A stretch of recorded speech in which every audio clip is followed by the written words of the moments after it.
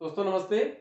आज हम कक्षा 12 की हिंदी अनिवार्य के एक प्रकरण एक टॉपिक पारिभाषिक शब्दावली पर बात कर रहे हैं और इसका अंक भार 2 अंक का रहेगा। 2 नंबर के इससे प्रश्न पूछे जाने हैं। इस 2 नंबर के प्रश्नों में इस सत्र में कोविड-19 की गाइडलाइंस के मुताबिक और बोर्ड की परीक्षा का एक जो नया फॉर्मेट जारी हुआ उस फॉर्मेट के अनुसार यहाँ प्रश्न होगा, एक मीनिंग दी जाएगी और उस मीनिंग का अर्थ हमसे पूछा जाएगा। A B C D 4 option आपको वहां मिलेंगे और इन 4 में से जो आपका सही जवाब है वह सही जवाब हमें अपनी उत्तर पुस्तिका में लिखना है। अब देखिएगा होता क्या है, इससे प्रथम जो पहला ही प्रश्न है, इस पहले प्रश्न में कुल मिलाकर 10 प्रश्न पूछे जाएंगे और इन 10 प्रश्नों के लिए हमें इस प्रकार से और 10 कॉलम वाली एक टेबल तैयार करनी है। इस टेबल में हम क्या करेंगे, ऊपर को लिख देंगे प्रश्न का क्रमांक और नीचे लिखेंगे उसमें, जैसे पहले में ए नंबर का सही है, दूसरे में बे सही है, तीसरे में से सही है, चौथे में दे सही है, पांचवें में फिर ए सही है। तो इस प्रकार से कुल मिलाकर हमें ये 10 कॉलम बनाएंगे, 10 खांचे बनाएंगे इस टेबल में। और इन ड्रा की हुई टेबल से फायदा ये रहता है कि हमारी समय की बचत भी होती है और परीक्षक को जांचने में भी आसानी होती है और उत्तर देने का जो सही तरीका है, जो सही जवाब जो जरिया है वह भी यही है। तो इसमें होता क्या है कि पारिभाषिक शब्दावली है क्या चीज। परिभाषा धन इक प्रत्यय, परिभाषा में इक प्रत्यय जुड़ने से पारिभाषिक शब्द का निर्माण हुआ है और पारिभाषिक शब्द शब्दावली से तात्पर्य है कि राजकार्य की भाषा, राजकार्य या राजकीय जो कार्यालय है, राजकीय कार्यालयों में प्रयुक्त होने वाले अंग्रेजी भाषी शब्द, अंग्रेजी भाषा के वे शब्द जो सरकारी कार्यालयों में अथवा राजकीय कार्यालयों में प्रयुक्त होते हैं। और हम इन ये जो मीनिंग है, इन ये जो शब्द है अंग्रेजी के, इन शब्दों के अर्थ से परिचित है, लेकिन इनका इस्तेमाल हमें पता है कि किस शब्द का इस्तेमाल कहाँ करना है, लेकिन उसका हिंदी अर्थ हमें नहीं पता होता। तो हिंदी की हमारी जो नॉलेज है, जो हमारी हिंदी की जान है, उसे बढ़ाने के लिए, हिंदी के ज्ञान को बढ़ाने के लिए और ऐसे शब्द हमसे इस बार पूछे जाएंगे। क्योंकि परीक्षा में 2 ही मीनिंग आएंगे, लेकिन सिर्फ 2 आएंगे, इसलिए हम सिर्फ 2 तैयार नहीं कर सकते, काफी तैयार करने पड़ेंगे। देखते हैं, आते हैं पहले शब्द पर।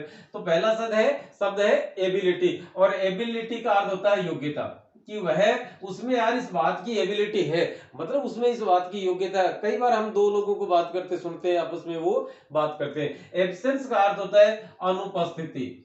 एब्सेंस का अर्थ क्या है? अनुपस्थिति। हम कहते हैं ना, कह रहे अमुक बच्चा है कि सर वो तो आज एब्सेंट है, तो आज एब्सेंट है इसका मतलब उसकी एब्सेंस लगेगी, अनुपस्थिति लगेगी उसकी। एकेडमिक का अर्थ होता है शैक्षिक, शिक्षा धनिक से शैक्षिक, शैक्षणिक, शिक्षण धनिक शैक्षणिक अथवा अकादमिक भी इसे बोला जाता है। इसे क्या कहा जाता है? अकादमिक, कि उसने अपनी अकादमिक शिक्षा पूरी कर ली है, कि संस्थागत शिक्षा जो है, किसी विद्यालय में रह लगातार जाकर और उसने अपनी शिक्षा पूर्ण किया, वह अकादमिक कहलाती है। एक्यूरेसी का अर्थ होता है परिशुद्धता। हम कई दफा आपने अपने घर परिवार में बड़े भाई बहन या जीजी जो भी हैं उनसे बात करते सुना होगा कि यार कौन सी गाइड लेके हूं, मैं अमुक परीक्षा की तैयारी कर रहा हूं, कौन सी पुस्तक लेके हूं। तो सामने वाले बताते हैं कि यार ये पुस्तक ठीक है और इस पुस्तक में एक्यूरेसी ठीक है, इसकी एक्यूरेसी बहुत ही लाजवाब है, मतलब उसमें शुद्धता है। कई दफा क्या होता है, जैसे हम हिंदी व्याकरण की किताब ही लेकर आते हैं और देखते हैं कि हिंदी व्याकरण में और बहुत सारी अशुद्धियां हैं वर्तनी की दृष्टि से, तो जिसमें कम से कम अशुद्धियां होंगी उसे हम कहेंगे कि वह है एक्यूरेट है या एक्यूरेसी। एक्यूरेट शब्द आपने सुना है, उसी एक्यूरेट शब्द से ही एक्यूरेसी शब्द बना है। एक्नॉलेजमेंट, स्पेलिंग है ACKNOWLEDGEMENT,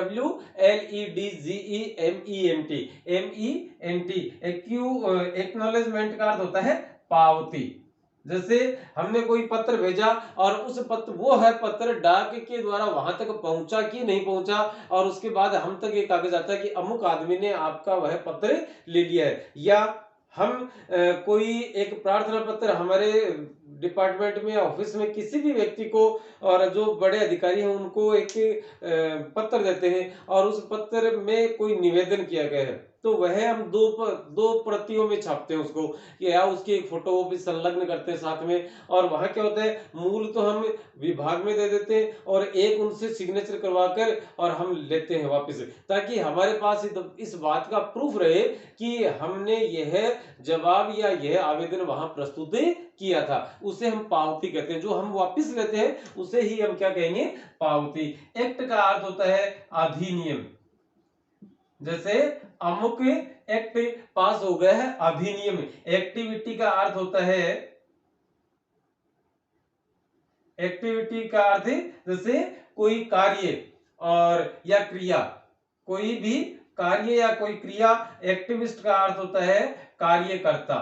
एक्टिविस्ट का अर्थ क्या है, कार्यकर्ता। एडिशनल का अर्थ होता है अतिरिक्त, कि उसके पास अपने विद्यालय में उस व्यक्ति के पास एडिशनल चार्ज है, मतलब उस चीज का। जैसे मान लो किसी विद्यालय में प्रिंसिपल नहीं है तो वहां के जो लेक्चरर है, व्याख्याता है, उनके लिए पास स्वतः ही और प्रिंसिपल का चार्ज होता है। तो वो कहते हैं कि वहां के एडिशनल प्रिंसिपल है या एडिशनल चार्ज उनके पास वहां का है। तो या जैसे पुलिस में तो एक पूरा पद ही है, एक तो एसपी होते हैं, सुपरिंटेंडेंट ऑफ पुलिस, और एक एडिशनल एसपी होते हैं, एडिशनल सुपरिंटेंडेंट ऑफ पुलिस, अतिरिक्त पुलिस अधीक्षक। और एड हॉक का अर्थ होता है तदर्थ। आगे कर चलते हैं तो एडजस्टमेंट, कि थोड़ा एडजस्ट करो। एडजस्ट करने का अर्थ होता है समायोजन करना। एडजस्टमेंट का अर्थ होता है समायोजन। और एक शब्द है एडमिनिस्ट्रेशन। एडमिनिस्ट्रेशन की आज गांव में और प्रशासन गांवों के संग एक शिविर लगा है और पूरा एडमिनिस्ट्रेशन वहां है। एडमिनिस्ट्रेशन का अर्थ होता है प्रशासन। एडमिनिस्ट्रेशन का अर्थ क्या होता है, प्रशासन। और एडमिनिस्ट्रेटिव मतलब प्रशासनिक। एडोप्ट, एडोप्ट का मतलब होता है अंगीकार करना या गोद लेना। अंगीकार करना या गोद लेना। जैसे कोई दंपति है जिनके कोई संतान नहीं है तो वह अपने भाई बंधु बहन किसी के भी एक बच्चे को एडॉप्ट कर लेते हैं, अर्थात उसे गोद लेते हैं। एडवांस, एडवांस का मतलब होता है अग्रिम। एडवांस का अर्थ क्या है, अग्रिम, या आप इसे कह सकते हैं पेशगी। जैसे हमारे घर परिवार में कोई भी शादी विवाह का कार्यक्रम है तो हम टेंट वाले को, हलवाई को, इन सब लोगों को और पहले से ही उनको पक्का करते हैं, बात करते हैं कि भी हमारे घर में अमुक तारीख को या हमारे विद्यालय में अमुक तारीख को एक कार्यक्रम है और उस कार्यक्रम में आपके टेंट की जरूरत पड़ेगी, आपके जनरेटर की जरूरत पड़ेगी। तो वो क्या करते हैं, वो कुछ अग्रिम भुगतान लेते हैं पैसे की। 10,000 रुपए हमारा खर्चा है तो आप 5,000 रुपए, 2,000 रुपए, 1,000 रुपए हमें दीजिए, या हम भी उनको देते हैं, ताकि एक साथ भी नहीं देने पड़ेंगे और वो बात में बंध जाएगा वहां। तो उसे एडवांस को कहते हैं अग्रिम, की कार्य होने से पूर्व दिया जाना, भुगतान करना। और एक होता है, या उसे कह सकते हैं हम पेशगी। एक है एडवर्टाइजमेंट, इसका अर्थ होता है विज्ञापन।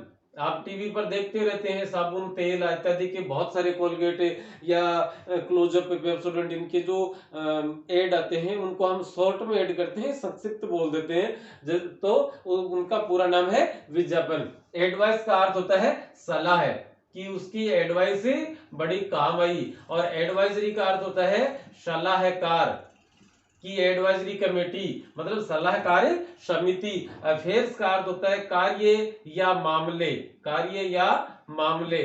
आपने सुना भी होगा इस बात को कि मिनिस्ट्री ऑफ होम अफेयर्स, कि गृह विभाग या गृह मंत्रालय। होम अफेयर्स मतलब गृह कार्य या गृह मामलों के मंत्रालय का मंत्रालय, तो उसे हम क्या कहते हैं, अफेयर्स।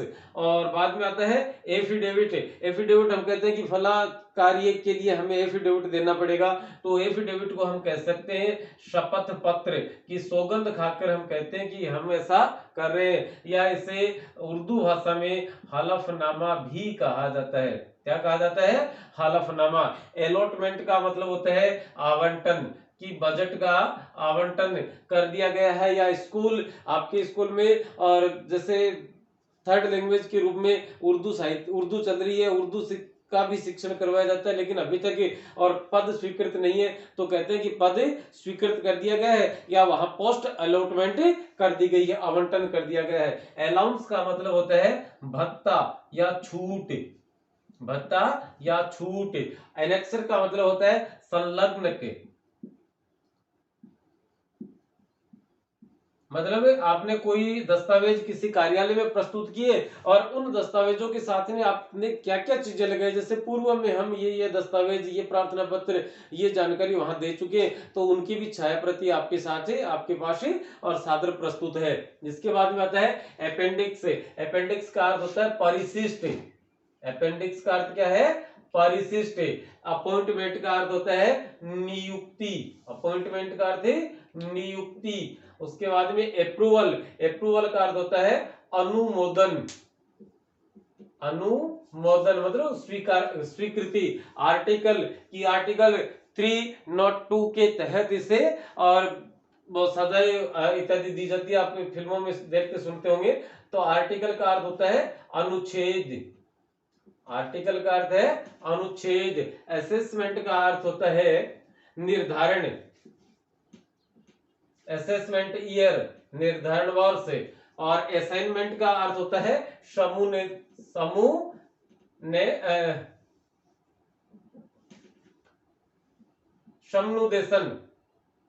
समनुदेशन आप इस प्रकार से इसको समझ सकते हैं, सामधानी अनुदेशन। असाइनमेंट के आपने अपने घर में यदि बड़े भाई बहन, चाचा चाची या कोई जीजी और इसकी तैयारी कर रहे, बीएड कर रहे हैं और वो नियमित रूप से कॉलेज में जाते हैं, तो आपने उनसे ये नाम सुना होगा कि मुझे मेरा असाइनमेंट पूरा करना है। असाइनमेंट का अर्थ होता है समनुदेशन। इसके बाद में आता है एक शब्द ऑडिट। ऑडिट का अर्थ होता है लेखा परीक्षा। लेखा कहते हैं खाते को। किसी भी संस्था का कोई खाता है बैंक में, वहां उस खाते से में पैसों का लेन देन किया जाता है और उसमें कहीं विभागीय अधिकारी अथवा कर्मचारियों ने कोई घोटाला तो नहीं किया, अथवा जो खर्च जहां किया जाना था, इस बात की जांच की जाती है बड़े अधिकारियों के द्वारा, और वो वित्त विभाग से माने जाते हैं ज्यादातर, और या अकाउंटेंट हम जिनको कह सकते हैं। तो वो जब आते हैं पर उसको और अपने खाते की जांच करते हैं, तो उसे कहा जाता है ऑडिट आई है अथवा लेखा परीक्षा की जा रही है। ऑथेंटिक। ऑथेंटिक का अर्थ होता है प्रामाणिक, कि मैं आपको जानकारी दूंगा वो पूर्ण रूप से ऑथेंटिक होगी। कई आदमी ऐसा कहते देखे और सुने जाते हैं। तो ऑथेंटिक होगी, प्रामाणिक होगी, इसका मतलब वह पूर्ण प्रमाण सहित होगी, उसमें किसी प्रकार की कोई गलती होने की गुंजाइश नहीं है। अवार्ड। अवार्ड का अर्थ होता है जैसे, या तो आप कह सकते हैं इसे पंचाट या पुरस्कार, कि उसे इस बात का अवार्ड मिला है, या कि फला अवार्ड वहां पर कम्युनल अवार्ड, जैसे अंग्रेजों की सरकार या अंग्रेजों का जब शासन था उसमें, और एक कम्युनल अवार्ड मतलब सांप्रदायिक पंचाट, वहां पर हिंदू मुस्लिमों के आधार पर कुछ कार्य किए गए थे, तो उसे कम्युनल मतलब सांप्रदायिक और अवार्ड पंचाट बोला गया था। बिल का अर्थ होता है विधेयक, कि संसद में कोई नियम या कोई कानून बनेगा, उस कानून की रूपरेखा क्या होगी, वो लिखित दस्तावेज जब संसद अथवा राज्य विधानमंडल या राज्य विधानसभा में जब प्रस्तुत किया जाता है और वो पूर्ण तरीके से पास हो, इससे पहले जो दस्तावेज वहां प्रस्तुत किए जाते हैं उन्हें हम विधेयक के नाम से जानते हैं, अभिहित करते हैं। बेल का अर्थ होता है जमानत। बेल का अर्थ है जमानत। बायोडाटा का अर्थ होता है स्ववृत्ति या जीवन वृत्ति, कि हमने जीवन में क्या क्या किया है। यदि हम किसी भी संस्था में और रोजगार अथवा नौकरी के लिए आवेदन करते हैं, तब कहते हैं कि ये मेरा बायोडाटा है, मतलब मेरी पूरी जानकारी आप में, मेरा पूरा जीवन वृत्त आपको इसमें मिलेगा। और बायकाट का अर्थ होता है बहिष्कार। जैसे कई बार हम देखते हैं कि संसद अथवा राज्य विधानमंडलों में और सत्ता पक्ष के द्वारा यदि कोई चीजें वहां प्रस्तुत की जाती हैं, कोई बिल वहां पेश किया जाता है और उस बिल से जो विपक्ष है या जो सत्ता में नहीं है उन दलों के और सांसदों अथवा विधायकों को आपत्ति है और उनको लगता है कि सत्ता पक्ष हमारी बात यहाँ नहीं सुन रहा है, तो वो और सदन को छोड़कर चले जाते हैं, एक बार के लिए बाहर निकल जाते हैं उस दिन के लिए। तो उससे कहा जाता है कि अमुक पार्टी के विधायकों अथवा सांसदों ने और संसद का या सदन का बायकॉट कर दिया। बायकॉट का अर्थ होता है सदन से बाहर चले जाना। तो दोस्तों अभी की ये एक छोटी सी कक्षा थी, इस पर 2 या 3 कक्षाएं और बनेंगी। तब तक के लिए नमस्ते।